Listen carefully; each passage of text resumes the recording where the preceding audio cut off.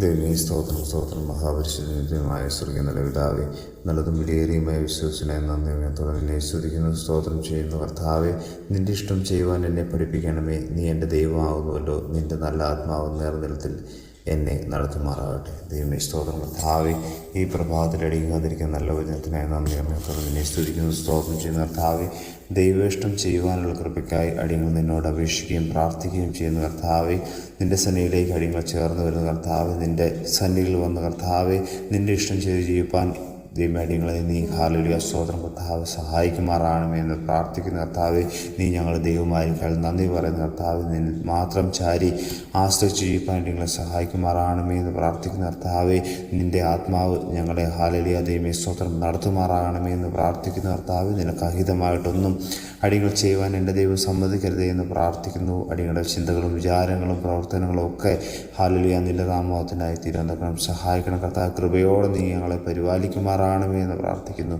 മഹത്വം കൊടുക്കണം കർത്താവേ. സർവ്വേശ്വരൻ തന്നെ. ആമേൻ ആമേൻ ആമേൻ.